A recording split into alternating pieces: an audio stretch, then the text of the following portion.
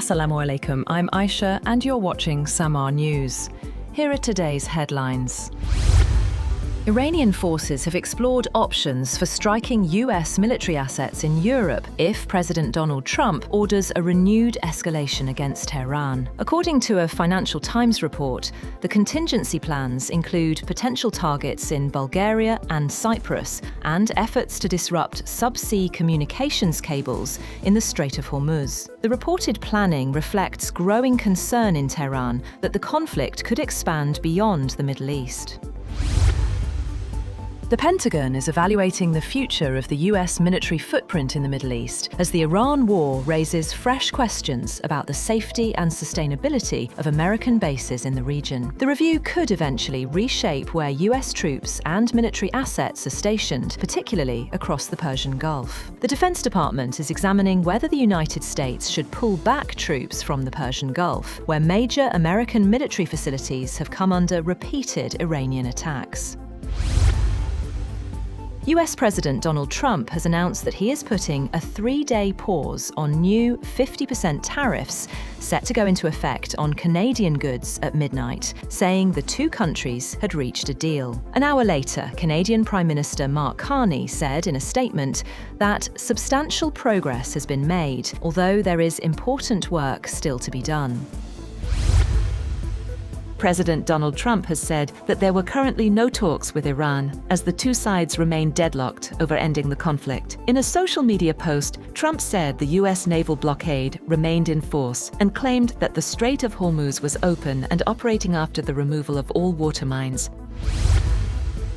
Iran's Foreign Minister Abbas Araghchi has said that the United States is now begging to negotiate with Tehran on Iran's terms. He said that Washington failed to force Iran to surrender and claimed that the memorandum gave Iran 13 provisions in its favor. Araghchi also said that the perception of a weak Iran had been completely dispelled following the war with the United States and Israel. He said Tehran's post-war foreign policy would be fundamentally different, arguing that Iran demonstrated its resilience and that its adversaries failed to achieve their goals of regime change, unconditional surrender, and internal unrest. He also accused Israel of trying to sabotage the deal.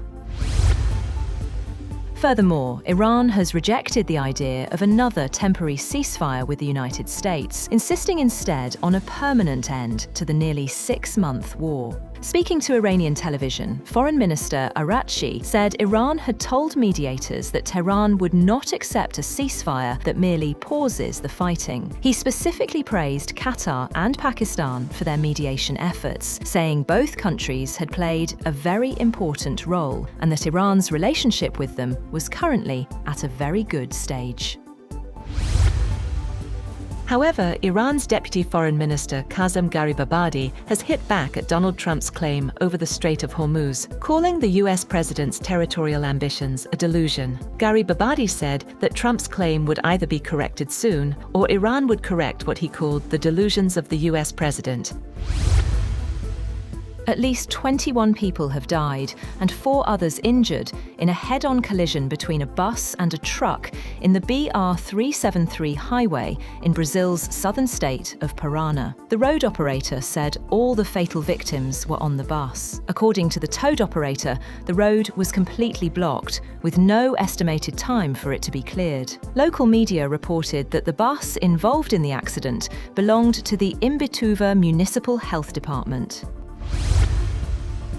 Former Ukrainian Defense Minister Mikhailo Fedorov has called for presidential elections to be held despite the ongoing war with Russia, posing a fresh challenge to President Volodymyr Zelensky's leadership. Fedorov said Ukraine needs a legal, safe, and realistic mechanism to restore elections, warning of a systemic crisis of governance and growing fears of political change. Ukraine has remained under martial law since Russia's full-scale invasion in 2022, suspending elections. Fedorov was dismissed as defense minister last month after only 6 months in the post. Zelensky has not publicly responded to the call. Fedorov previously served as digital transformation minister and played a key role in Ukraine's drone and technology-driven war effort.